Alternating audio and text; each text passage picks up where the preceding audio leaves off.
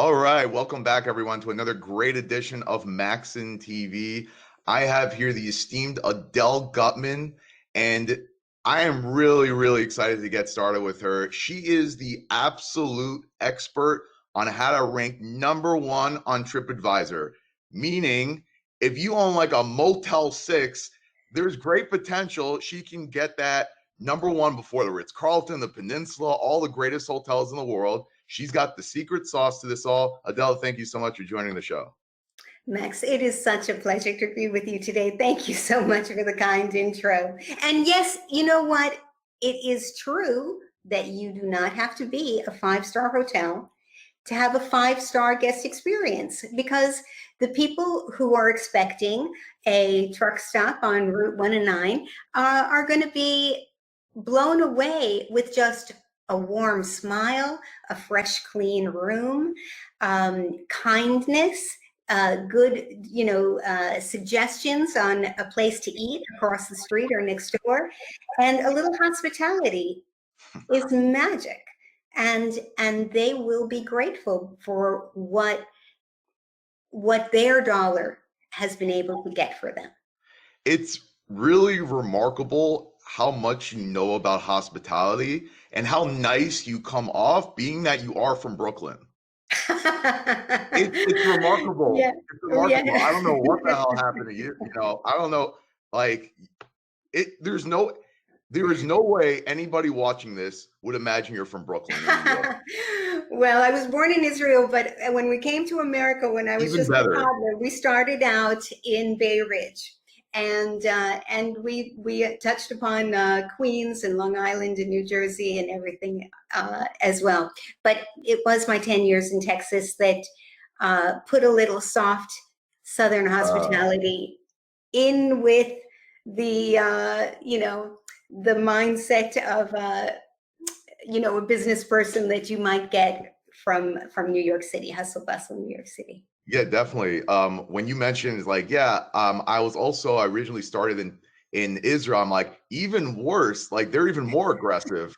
So but you spent your days in Texas you were what, 16 to 24-ish area? Yeah, until I was 26. So that really kind of softened you up and really you feel like it made you who you are and why you really got into hospitality? Absolutely. My first idea of being in hospitality, because I had been a dance major in the High School for Performing Arts in Houston, same place that Beyonce went, by the way. Ooh. And so I only thought about dance, and then I realized, you know what, this is not a way to make a living. And my mother and I used to go to what is now the Lake Austin Resort, but it used to also be a spa in Austin, Texas. And I just loved the atmosphere and the kindness and the experience that we were enjoying together, and the bonding, mother and daughter bonding. And I just thought, this is a beautiful way to live. Why not go into the resort business? Absolutely. Before we get into the secret sauce as far as getting on the top list, why don't you tell us a little bit about, so you started off in apparently you were teammates of Beyonce dancing. That's quite remarkable in and of itself. But what was your first position in hospitality? What was it like essentially? And how did you kind of take it from there all the way to the highest level? So I started when I was a teenager, and I just started at the University of Houston Hilton College for Hotel and Restaurant Management. And I didn't know what I was going to be doing, but they said, go to make sales calls for the sales blitz at the Sheraton in Dallas, and they will sponsor you to attend the International Convention for the Hospitality Sales and Marketing Association. And I fell in love with that industry. Sales or marketing for hotels was not something that ever occurred to me. And so I got a job during my college years as an account executive at the Quality Inn Greenway Plaza. And all I was told to do was go out and knock on doors and make sales calls. And Houston is so hot in the summer that I had to change my clothes at lunchtime every day. It is hard to be out and about in summertime in Houston, Texas. But you know what? So I really started at the very beginning. But by the time I graduated, I had done so many sales blitzes and special projects for local hotels by offering myself and my fellow students to help do sales blitzes and projects with the University of Houston's students. So by the time I graduated, I was able to be a sales manager immediately at the Adolphus Hotel in Dallas, Texas, which is a super luxurious Grand Dame hotel and a beautiful place to start your career. But very soon, I was hungry for a little more responsibility, and I went to an opening of a new boutique hotel, and then I became a director of sales. By the time I was maybe 25 or 26, I was director of sales of a small boutique hotel in Dallas. But family called, and I went back to New York. And after working at some bigger hotels like the Swiss Hotel, the Drake in New York City, I said, I have to go back to my boutique hotel roots, because that's really where my heart is. It makes you really feel like you get to know your guests. You get a lot more control over the experience. And when you have a great idea for something that would make life better for your guests, you can have the idea in the morning and it's in place, and it's the way you do things in the afternoon in a boutique hotel. And that agility is something that I really missed in larger hotels. And an example was somebody commented to me, the shower, in my home, I have a shower curtain inside and outside so that there's not a lot of dripping all over the bathroom floor. And, in your bathrooms, you have all this water on the floor. That's not right. And I said to the owner, look, she's right. That's the way I have it in my home. Can I go and buy those shower curtains? I know exactly where to get them at the drugstore around the corner. And I got clear ones, and everything was great, and they were installed, and that was that. And that is the key to my process of being number one on TripAdvisor or getting great reviews. Feedback comes in, you think about it, you don't just say, oh, thank you very much for your comments, we'll keep that under advisement, and then never think about it again, or wait until 100 people comment on it before you make a change. Anytime somebody gives you feedback, there's no reason why not to go, is there anything I could have done better? Well, is that expensive? No, that's not expensive. Would it make things better for all my future guests? Well, yes, it would. So do it. And you know what? Guests who complain, very often, you can apologize, but they're not looking for a freebie or anything. They just want to feel that you heard them. They told you that because they're trying to be helpful, and they believe that possibly you may care about how your future guests feel. So if you just say, wow, thanks for that feedback.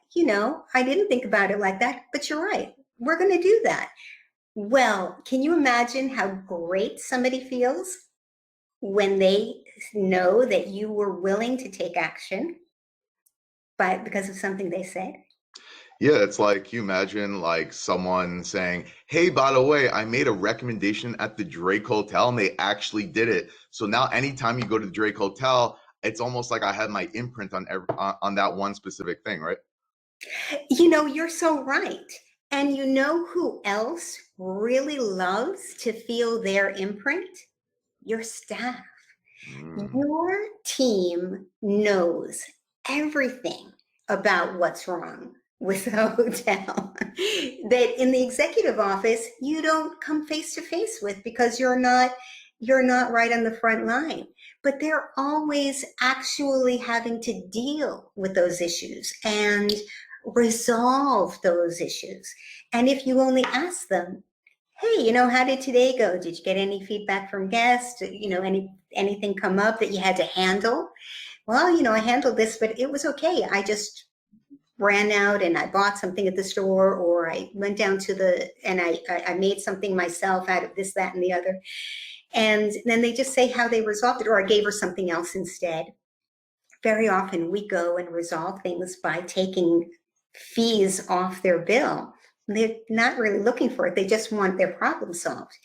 And so it's great to just ask your team, and do you know how empowered and respected and powerful an associate feels when they comment and say, actually, I was thinking that since this thing keeps happening, maybe we could just do this. That would be a simple way of fixing it. And they see it's done.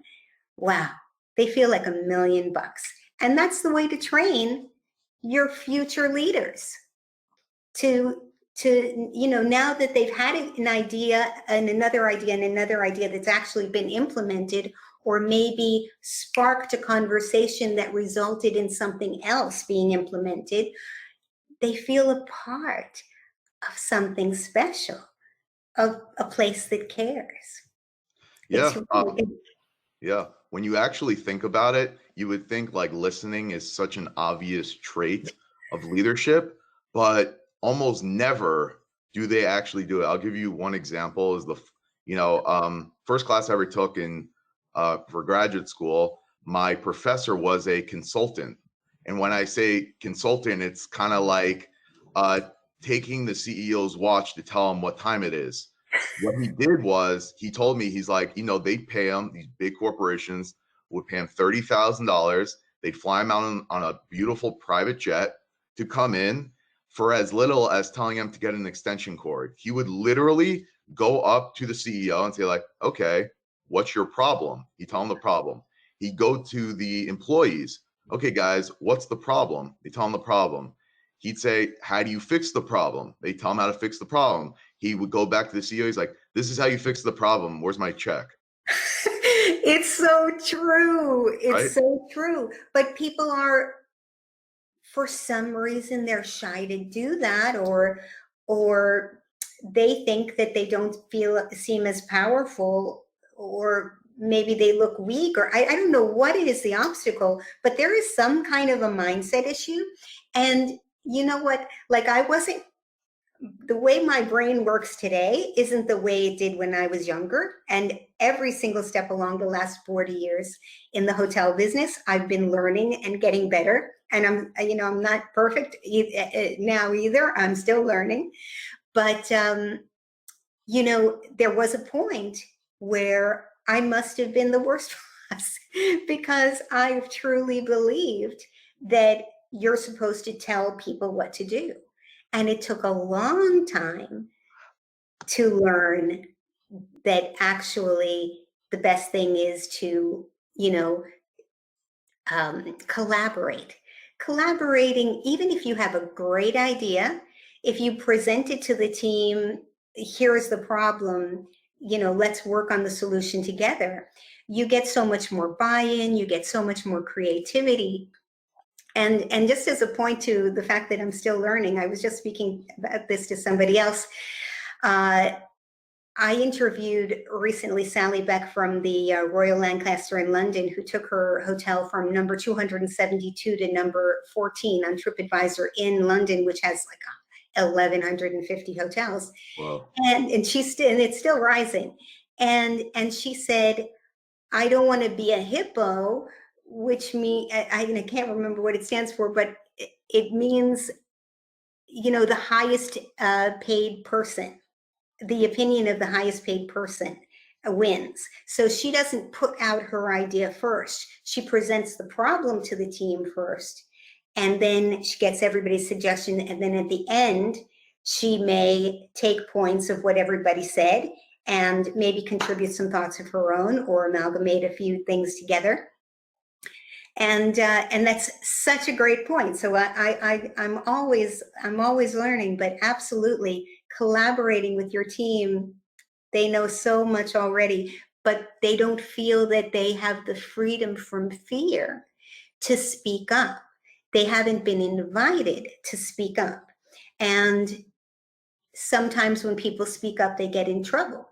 And Henry Callan, who is the owner of the Library Hotel Collection, where I worked for the last 20 years, would always say to me, because I'd always argue with him.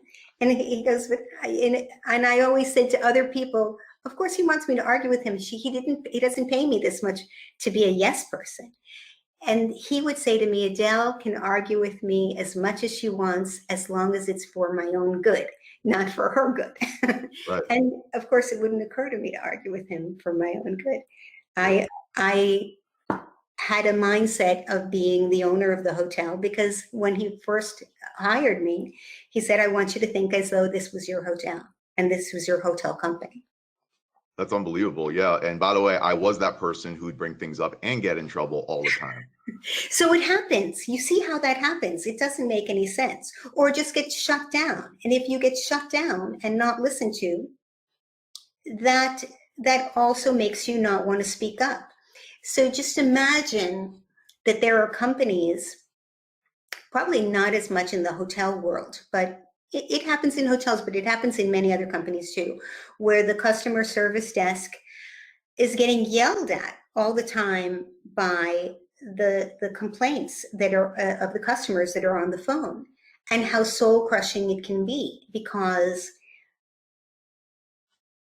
they don't have a process for which to actually say, hey, this is what people are complaining about. You're going to fix this, right?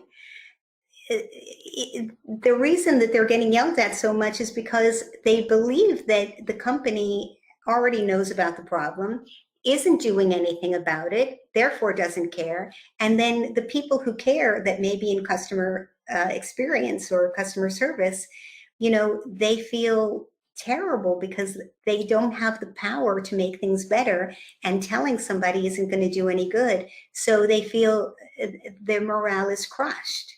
And they're such good people and they really want to do the right thing, but their morale is crushed. Or you can make somebody jump through hoops for you and do anything possible, and constantly spend their weekends and evenings, trying to figure out how to solve problems. If you challenge them and appreciate them and share with them a vision of continuous improvement and great service and trying to make the world a better place. Absolutely. And I'm going to actually bring up two huge examples as far as, well, if someone thinks, well, that can't work in a super large enterprise company, that can only work in a boutique or a very small atmosphere, and it's all bullcrap. It can. Two companies that come to mind are Home Depot and 3M. So Home Depot actually, which is coming, I heard this directly from the top.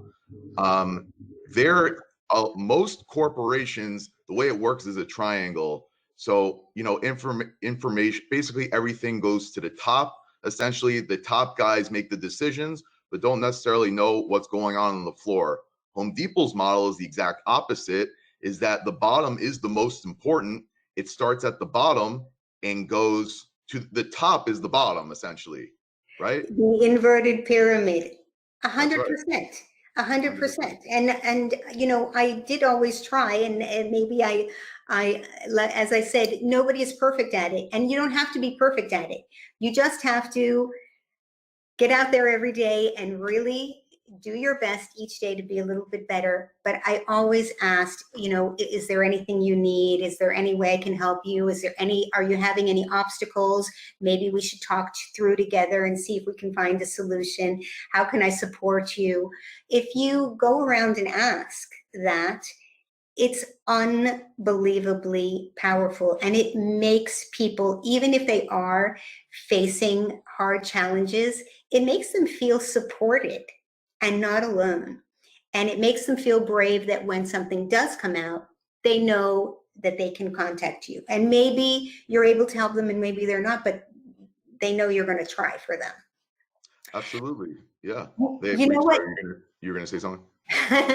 Yeah, I was going to mention that Simon Sinek, in one of his videos I saw on LinkedIn one day, he was actually talking about the hotel business, and he said that there was an amazing guy at the Starbucks in the lobby, and he said, you're so great at customer service. How you seem like you really like your job. And he said, yeah, I love it here. And he said, I also work in another hotel, but the difference is here, the manager always asks me, is there anything I need? Or is there anything that they can do for me? While in the other place, they just, go. Give me that report. Give me that report. Yeah, whatever. And it's two completely different experiences, and it presents itself as two. The guests see that and feel that. They know. Oh yeah. I did it. I don't know if it's a secret. I don't think it's a secret, but you may not know. I did work in a hotel, and I've seen this firsthand how convoluted and how ridiculous it can be. Like the communication and just the leadership can just completely topple of problems that can be solved so easily if you just listen. And so going into that we're going to go now into this moment that we've all been waiting for, how to rank on the top of TripAdvisor. So we've discussed leadership skills on ways to really get buy-in from your team. And so one of the things is that if the employees feel that they feel like, leadership has their back, it's a lot easier for them to smile. It's a lot easier for them to really enjoy what they're doing, which essentially leads into the customer experience, which leads to those high ratings online. Correct? Is that? Yes. And if you have a problem, collaborate with your team and fix the problem, as opposed to hiring a PR person to respond to the review with template responses that don't actually change anything in your hotel. When the general manager actually cares about the operations of the hotel enough to know what the guests think about how it's going, then is interested in the gaps between what we say about ourselves and what our guests say about us. You could be doing 80% guest satisfaction, which would be very typical in the hotel business, to be somewhere between 65 and 85% guest satisfaction, and think you're cruising along okay. But really, like if you have 20% of your guests leaving saying they won't come back and that wasn't a great experience, is that okay? Is an 80% grade okay? It's just okay. It's not good. Don't you go to work every day thinking, I want to be great? People feel good when they feel like they're doing great work. And, it is so much fun to make people happy. It just gives you joy of life every day. Yeah. So when you're making your guests smile, if you're getting compliments all day, if you're collaborating with your team, if nobody's ever pointing the finger at each other and blaming each other, but rather delighted to find a problem, because now we know about the problem, we're halfway to fixing it. What can we do? Let's be creative. Let's find a way to do it. Yeah. And to answer your question, I damn right want to feel great about my job. Absolutely. Who doesn't, right? Yeah, absolutely. Yes, that's true. And a lot of people feel like, oh, my team doesn't care. Like, you know what? The right leader can make a bunch of people who didn't care before care, because when they first entered the business, they probably had something in their heart that said, yeah, I want to serve people in a nice, beautiful hotel, making life happy for people and making great experiences. They probably said that to themselves, and that's what attracted them to the business in the first place. It's so much more than just a paycheck. There we go. Yep. So moving on to that, what other steps do you feel are necessary to really boost that hotel and boost it on TripAdvisor? Share your vision and your mission with the team. Don't let your mission statement be something that sits in a drawer in your office. It should be something that every dishwasher, every bellman, every housekeeper feels in their heart.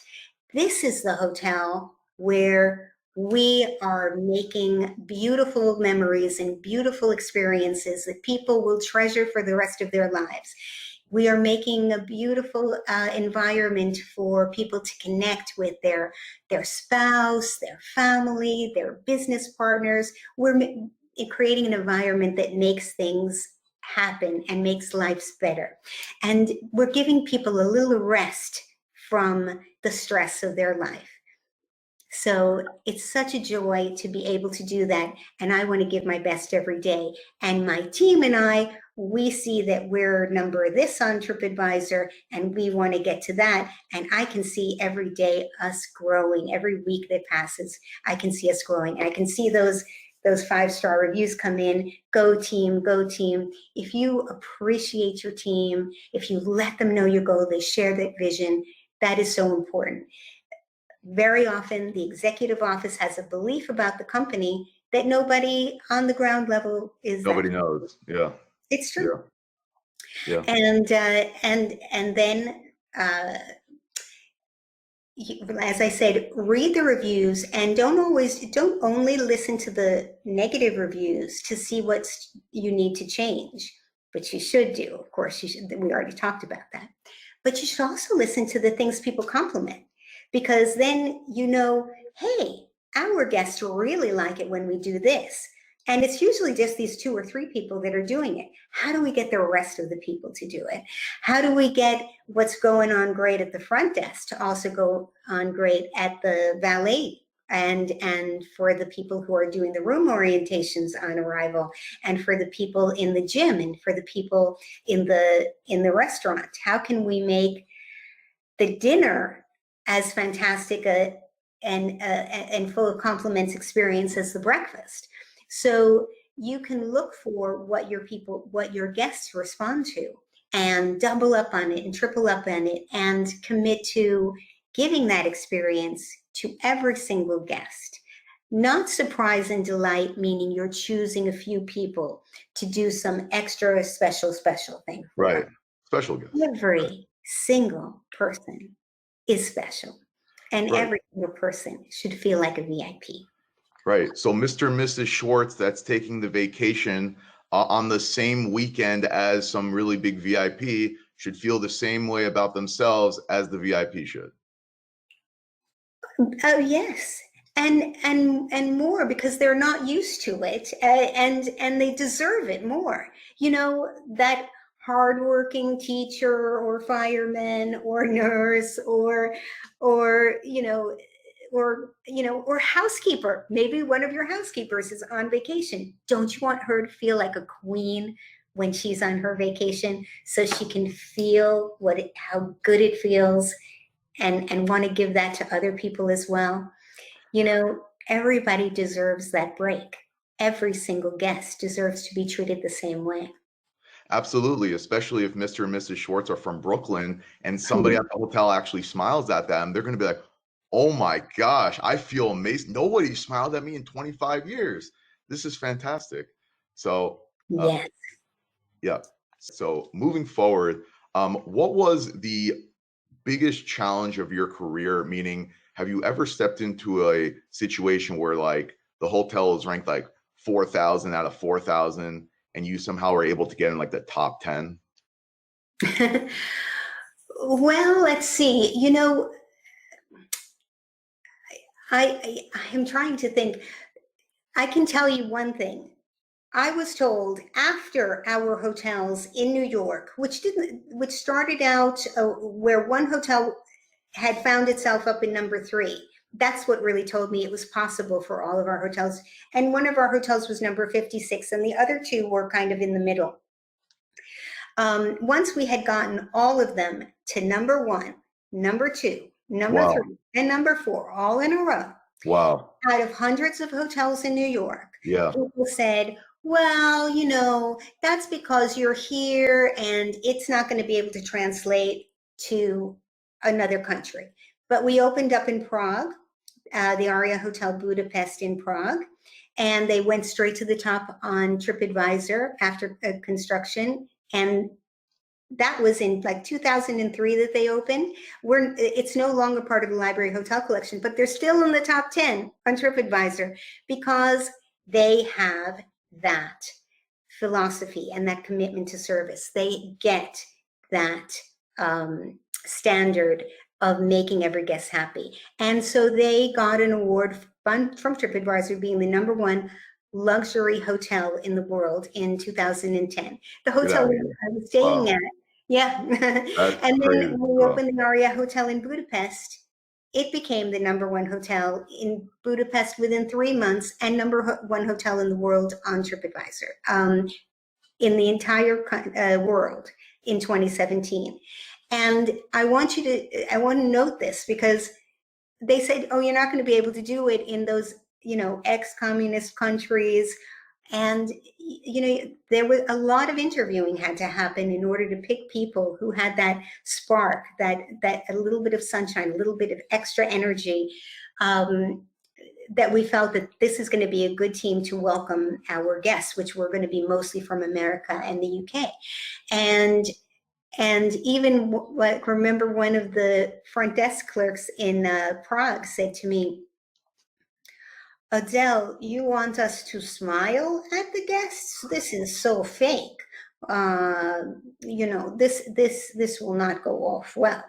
But you know what? Then they realized that actually it worked, and they loved getting the smiles back, and that people loved giving the smiles.